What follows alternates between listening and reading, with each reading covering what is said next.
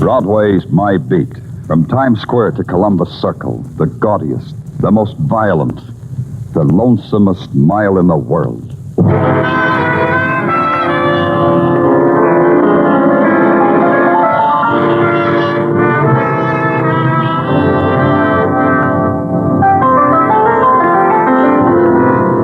Broadway's My Beat, with Larry Thor as Detective Danny Clover.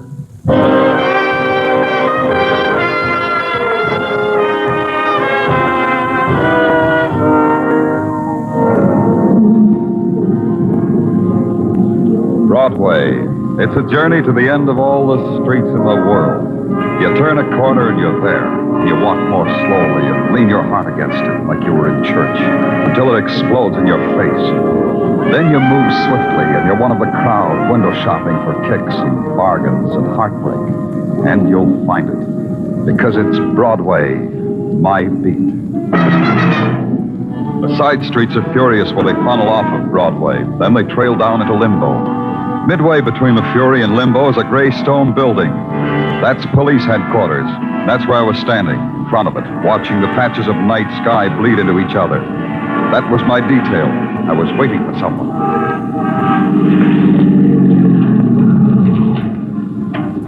Hi, Danny. Oh, Sergeant Ellis. How are things upstate? Oh, great. You know Officer Quinn, don't you? He drove Tommy and me down. Sure. How are you, Quinn? Fine, Lieutenant. Why don't you pull up in the parking area over there? We'll meet you in the squadron for coffee a little later. Sure thing. Well, why don't somebody ask me how I am? I served half my sentence. That makes me a semi-approved citizen, don't You look okay to me, Tommy. Haven't changed since you were 16. it? Danny, I've known you a long time. You lie. Sing Sing doesn't agree with you. At Sing Sing, you inhale and exhale. It's the only way you know you're living. So, I make a deal. What kind of a deal, Tommy? No. I'm saving it for the DA. After we talk, the DA and me, I got a feeling the state's going to forget all about my manslaughter rap and let me out of Sing Sing for good. Uh-huh. And to you, too. Look, kid, when I finish spilling, some of the choicest names in the choicest circles are going to be doing things they never thought they could do before. Like getting sentenced, like breaking rocks, like making license plates for automobiles, like making... Stash it, Tommy. Here, Lieutenant, I'll take off these cuffs between Tommy and me. There you are, Danny. Tommy's your prisoner. Danny, the car. Tommy, don't be a fool. Come back here. Let's get him, Ellis. Ellis. Danny. Ellis. Oh, no. I just got through parking the car and I heard... What happened? Quinn, go upstairs and put Tommy Mannon's description on the wire. I want the whole city dragged for him, and I want him found. And I want him brought to me. Do that, Quinn. Sure, but how about... How about what? Sergeant Ellis? He's dead, isn't he, Danny? Dead.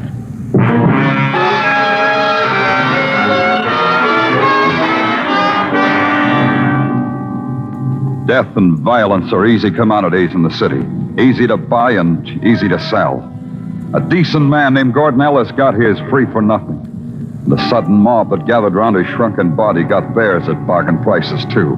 Headlines on the house, criminal escapes, cop murdered. And the sick taste was in my mouth. I just stood while the headquarter boys did what needed to be done. Then I went back to my office and locked the door.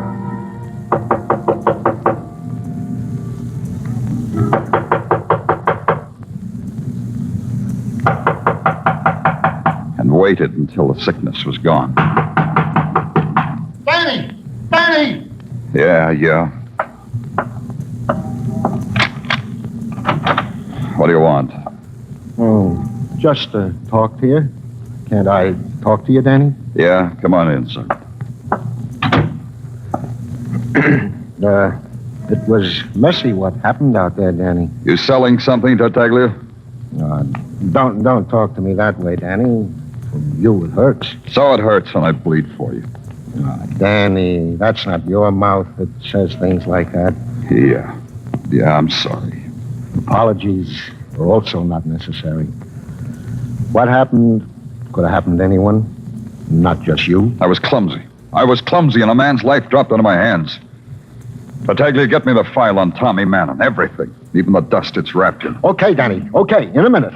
You know, the way I figure it, this deal that Tommy Mannon wanted to make with the DA, Well, maybe it was kosher, and maybe it was crummy. Maybe this whole thing... You're still here, Tartaglia. Danny, darling, I've brought you your posy. You can't face the world without a posy. Bend down so I can pin it on you. Janie, how many times I have to tell you it ain't dignified you should sell flowers in police headquarters? And without a license? You're only a Sergeant Tartaglia. You'll address me as Madam. Oh, stop squirming, Danny. All right, Janie. Tell me, doll, are you still running competition with the post office? Keep your nose to the smelling of flowers, Danny. It's healthier. The boys from the Lamb, do they still send messages to their loved ones through old Janie, the subway Lily? Like Tommy Mannon, maybe? Danny, darling, I'd rather be called Lily than be planted with one. So I'm not saying one way or the other. Yeah. Pay the lady for the posy, Tartaglia. Outside of headquarters and across the rooftops and down in the roaring avenues, the city had already grown restless for the nighttime. It was a time of big noise and prowling and secret laughter. And somewhere inside of it, and part of it, Tommy Mannon, hoodlum. Tommy Mannon, hoodlum. And I was living this piece of my life just for him. So I was prowling, too. And there was a place to go, a white marble house that overlooked the East River. It was on the other side of a world. A precise pattern of house lights strung like tinsel against the dark. The precise butler who opened the door and tilted his finger at the precise angle toward the waiting room. The decor of opulence that makes its own particular breed. And the precise amount of time that went by before the greeting from mine host.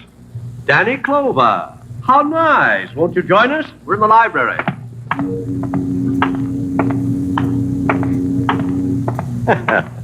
Danny, this is a surprise and a pleasant one.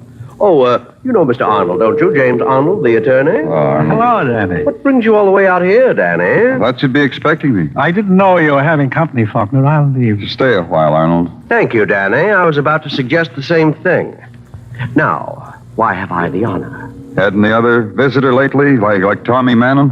Why should he come here? He's a wandering boy.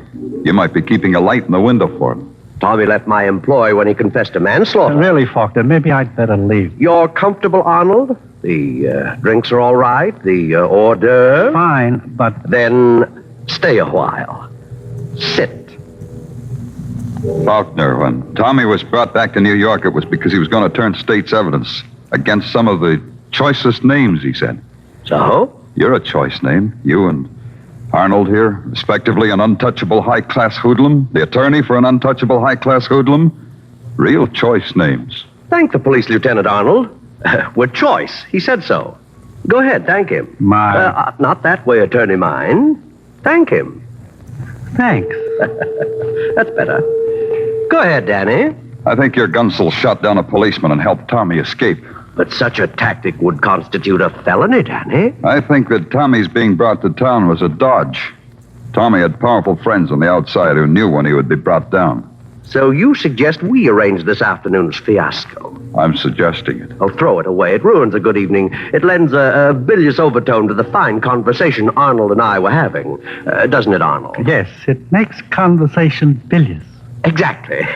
I was explaining to Arnold the 7-move mate that won Konstantinov, the chess championship in 32. Things like that devastate me. Don't they you, Danny? You leave men like Faulkner and his toady, and you have a feeling you've been playing mumble peg with scalpels. Then you take a long walk into a dismal and frayed edge of the city, and it's a walk back into memory. The street where you were born is the same. The kids' games are the same. The cruel words on their mouths are not changed. The fly-specked electric bulbs that hang in peeling hallways are still there. And the night sounds of a tenement still follow you as you climb the decaying stairs. Then you knock on a door that opens into a room where Tommy Mannon was born.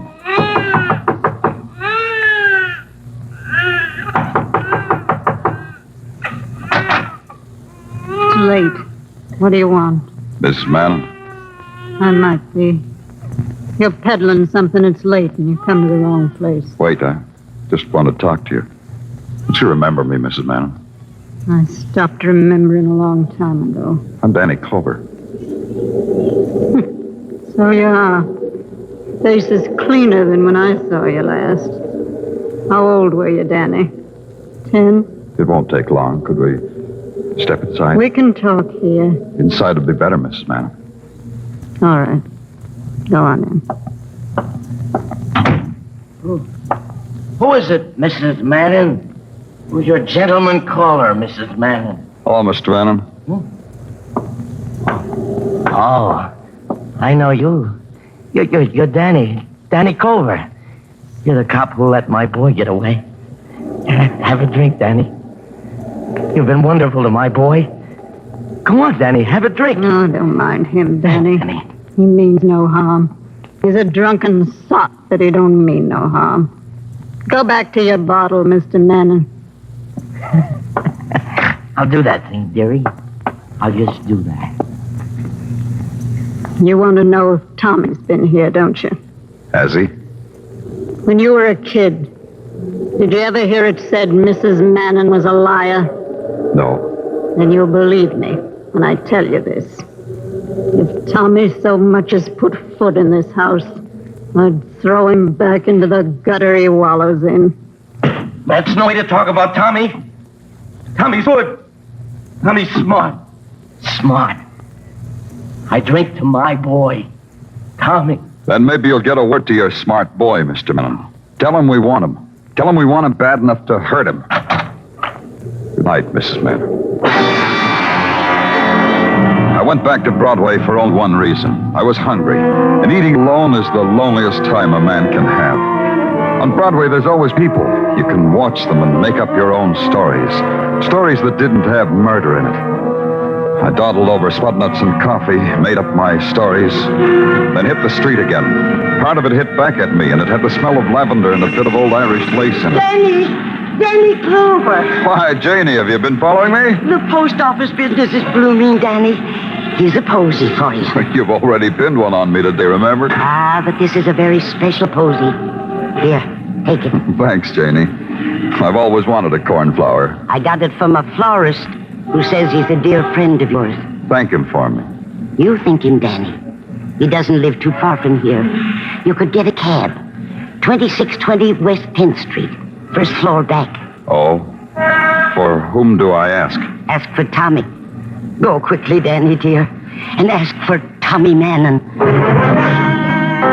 10th Street was a quarter of an hour away, and number 2620 was a hole in a block long of piled red bricks. First floor, walk back, and you know when you come to the end of the hall when you can't quite walk through the final shadow. Tommy Manning. Open up, Tommy. It's Danny Clover. There was Tommy Manning, all right. But his status had changed. He wasn't running anymore.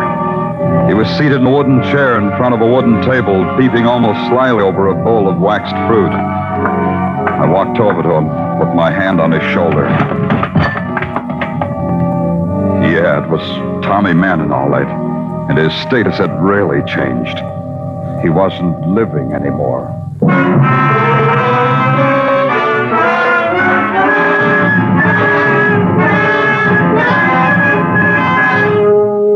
You're listening to Broadway's My Beat, starring Larry Thor as Detective Danny Clover.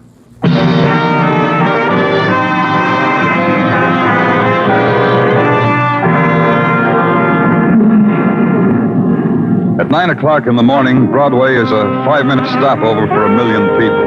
For these people, it's the 5 minutes that are important. It gives them time to adjust themselves to the world. It's assuring. Translux assures them that there's been a change in the weather. And the headlines assure them that the daily murder has taken place. The tabloids yelled, "Cop killing." There was a piece in the item about me, continued on page 23. On page 23, it said that I was standing right there when Officer Ellis was killed. I didn't know who did it. In my office at headquarters, a police sergeant named Tartaglia had a word for it. Would you mind repeating that, Tartaglia?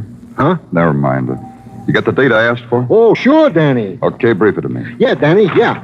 On June 17, 1944, Tommy Manning confessed to beating up and killing one John Westfall. Uh-huh. This was what is known as the aftermath of a drunken brawl. Manning was convicted of manslaughter. End of brief. Real brief, huh? Yeah, it ran about like that. And the other thing, Tartaglia, about the newspapers, you fix that? Oh, yeah, I fixed it, Danny. Like you said, not a word to the newspapers about finding Tommy Manning dead or alive. Especially dead. Okay. The coroner's report? Yeah, I briefed that, too. Like this. Tommy Manning was dead on arrival. Not a mark on his body. He wasn't poisoned, no heart failure. Mysterious, huh? Tartaglia. Okay. Tommy Manning was drowned. Drowned? So it says on the report. Manning was, and I quote, forcibly held with his head underwater until he was drowned, and I unquote. Yeah, they figure it was in that fruit bowl on the table. Water was still clean to the wax fruit. Twist, huh? Yeah, funny killer. You got that list of character witnesses at Manning's trial? Yeah. There was one. And the one was one Georgia Webb. Address, the Brighton Hotel for Women. Brighton Hotel for Women, huh? That's quite a showplace. Danny... This one I'll brief for myself.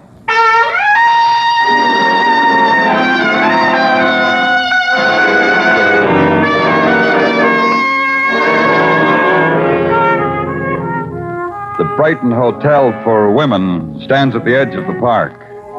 And from its blood-granite threshold, you can watch the old men playing at bowls on the green. And through its plate glass doors, you look in on a pink plush world. A world of plaster cupids and crystal chandeliers with electric candles and mirrors, the reflection of mirrors. The room clerk is a crone in taffeta and tobacco-stained fingers who points you to a satin-tufted elevator. And the 5th floor is a hallway lighted with rails of fluorescent lamps. Some doors stood open. Georgia Webb's was closed. Come in, whatever you are. Georgia Webb? Mm-hmm. Whatever you are, it's nice from here. Today they're good to me. Who? God, whispers, whatever it is that brought you to me. Come in, sit down, pour yourself a drink. Or maybe you don't drink. I'm Danny Clover. You didn't have to tell me that. What's in a name, as they say? I'm Danny Clover, Broadway Special Detail. Oh? Off duty? No, Georgia. I take it all back. Everything I've said, I take it all back. I've been catching up on my reading. Only today I read where you were once Tommy Manning's girl. Tommy Manning? Yeah, a punk who ran away. I thought maybe you ran here, so you'd refresh your memory, so you'd remember his name. Tommy Manning. If I knew him, it didn't make an impression. You know, there are men like that. You testified at his trial. You gave your name, your address, and your testimony in a loud, clear voice. Clear enough and loud enough for me to hear 5 years later. It's true. Your ears are cute. Maybe you left something out 5 years ago, Georgia. Something you'd like to tell me now. About Manning? Was it Tommy Manning? Tommy Manning. Why didn't you ask him when you find him? I found him. That's why I'm asking you. Because Tommy was dead. Oh? How'd he die? Natural causes, or did you shoot him because you're a policeman and you can kill people? Someone pushed his head in a bowl of water and Tommy Manning was drowned. That's how he died. Oh? We don't like the way he died because it could happen to other people. Like you, maybe. Couldn't it? So maybe now you'll remember some things that Tommy didn't get to tell us. Drowned. There are better ways of dying. You know, it's convincing how you talk. Tommy was a jerk who made deals. Everything was a deal. Even the manslaughter rap. Explain it to me. Tommy didn't kill that man. He was in Baltimore when it happened. But he confessed to it. For $20,000, he confessed to it. He gave 5 years of his life for $20,000. Tommy the deal maker. The poor crumb. Why doesn't somebody answer that phone? They will. Let's go over it again, Georgia. You're saying a man was killed, that it was all a frame. Who made the deal with Tommy? For you, dearie. All right. I'll be a minute, Danny. Okay. This is Georgia. Yeah. Wait a minute. All right. All right, yeah. You can go now, policeman. Your time's up. What? Get out. Everything I told you was a lie. All the talk I made, it was no good. That phone call have anything to do with it? Yes. You ask me, and I tell you yes. They told you not to talk anymore. Who told you that? A man who likes it when people are dead. Now you understand why I've got nothing to say to you. You understand nothing you can do or think of can make me talk to you.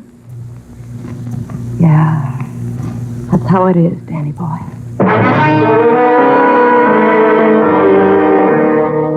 And that's how it was. She really meant it. It was noon when I left the Brighton Hotel for women. I told myself I could think better if I walked. When the walk was over, I might as well have taken a cab. Nothing came, no answers to anything, no progress, except that I was back at headquarters. In the first floor hallway, there's a bulletin board listing sheriff sales, police details, and used radios at a bargain. There was a man looking at it. He saw me and moved his lips over his teeth. This was supposed to mean he was smiling, which was supposed to mean he was glad to see me. Hello, Lieutenant. Remember me? James Arnold, isn't it? Faulkner's attorney. Yes, Faulkner's my client. You mean you work for him? You're his flunky. Mr. Clover, I work for many people. My association with Faulkner is neither more nor less intimate than my association with my other clients. Understand, I work for many people. You've been wondering what I'm doing at police headquarters? I'll be frank with you. I haven't given you a thought. I know. That's how I affect people. Can we talk? Aren't we? Of course. I mean in private. This is private. Of course. So talk. Of course. Good things could happen to you, Lieutenant. Every night, Mr. Arnold, every night I say, let good things happen to me. Now you know a secret. Fine things, Lieutenant. Like silks and satins, like me. People are interested in you and want the best for you. People want that. What people? People. Nice people who want to see you get along. Mind if I interrupt? Of course, interrupt. It's about Tommy Mannon, isn't it? Of course. Now, go on. It isn't much. The nice people don't know what happened to Tommy. They don't want to know. They want this case closed as if Tommy were... Dead? Dead. They want this case closed. You can arrange it.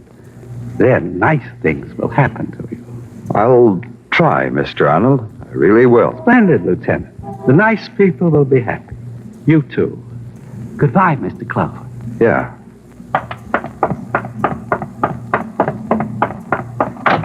Tartaglia. Yeah, Danny. Send out a pickup for Georgia Webb, Brighton Hotel for Women. Pick her up and bring her down. Item 2? Call the press room and give them the whole story on Tommy Mannon. Tell them we found him dead, drowned, everything, the works. Yeah, Danny. Tell them this. Tell them we've got a witness who confessed everything. Named Georgia Webb. She talked her head off. Got that? Yeah. Then do it. Okay, Danny. Where are you going? Home, Tartaglia. Home. I'm going to sleep.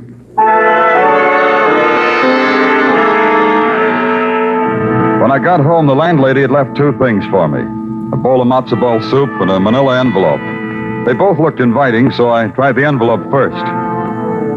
$5,000. The nice thing that Arnold had promised would happen to me came so fast to such a nice round sum. What more could a man want out of life? $5,000 in a dish of matzo balls. I ate the soup, kissed the landlady, put the $5,000 in an envelope addressed to the DA, pulled a chair over to the window and sat there, watching the city burst into fragments of electric flame. I must have sat there a long time, because when I awoke, the night had a new shadow. The shadow of a man named Faulkner. I brought you the morning paper, Danny. They got your name all over it, splashed in red ink. Oh, I knew I'd make it someday. Thanks, Faulkner. Here's a nickel for your trouble. Red ink could be blood in the later editions, Danny.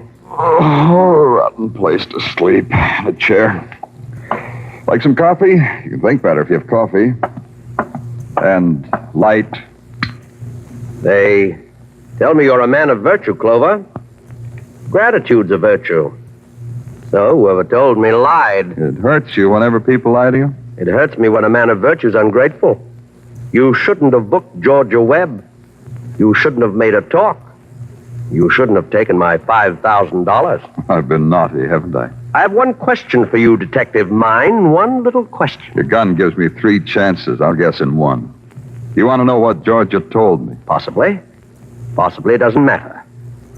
But tell me anyway. You're bluffing, Faulkner. Your act is precious, is that the word? But you're bluffing. You're scared to death. So? Tell me why. Explicitly. Because your life depends on Georgia. Only I've got her tucked away where you can't touch her. Explicit, huh? Put away the artillery, Faulkner. It could be deemed ungracious for guests. Come in. Hello, Danny. Oh, you already have a visitor. It's your counselor, Faulkner. Happy day.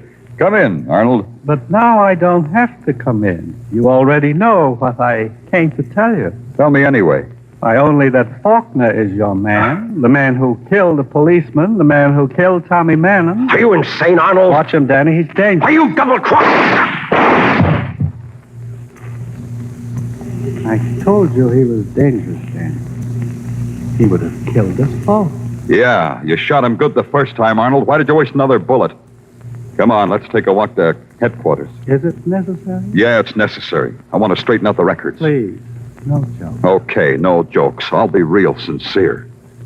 Tommy Mannon took your rap, Arnold. You were the one who committed the manslaughter. Faulkner supplied a pigeon for you. Pigeon, one of his hoodlums, Tommy Mannon. May I smoke? Sure. Faulkner had to supply a pigeon because you knew all about Faulkner's operations. He was supposed to pay Tommy $20,000 for taking the rap. Faulkner's lying on the floor over there. He's dead. You'll need proof of all this. That's proof enough. You shot Faulkner in cold blood so that he'd never talk. To go on. When Tommy was transferred to New York, Faulkner went gunning for him so Tommy wouldn't talk. Only he missed and shot the wrong man. He killed a cop instead of Tommy. How does all this theorizing concern me? When you boys finally caught up to Tommy, you drowned him in a fruit bowl. Let's go, Arnold. I'm going to book you for the murder of Tommy Mannon. You forgot something, Danny. I've still got my gun. I hadn't forgotten. It was the chance I took. Arnold had already used 2 shots on Faulkner. I had to get him to throw away the other 4. All the while I'd been talking to him, I'd been edging toward the light switch. Now I flipped it. 1. I'll kill you, Clover. I had one advantage. I knew the apartment. Arnold didn't. The blackness, he could only fire at sound. I swept an ashtray off the table. 2. I picked up a book, heaved it at the window. 3. 1 more. I grabbed a chair and threw. I'll kill you. 4.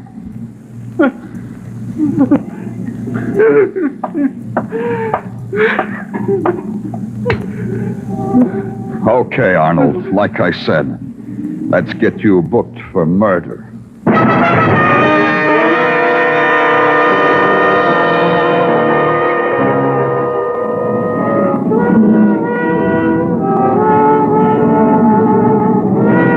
Broadway.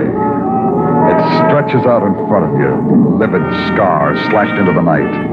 It's a cruel and fantastic carousel, a palace of fun, a hall of mirrors. You pay your way, and you take your choice. Me, I get in on the pass. On the gaudiest, the most violent, the lonesomest mile in the world. Broadway, my beat.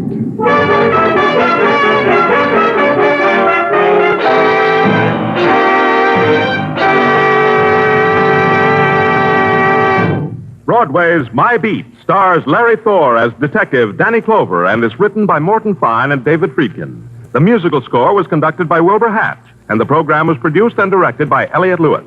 The cast tonight included Jane Morgan, Peggy Weber, Doris Singleton, Charles Calvert, Joe Kearns, Herb Butterfield, and Sidney Miller.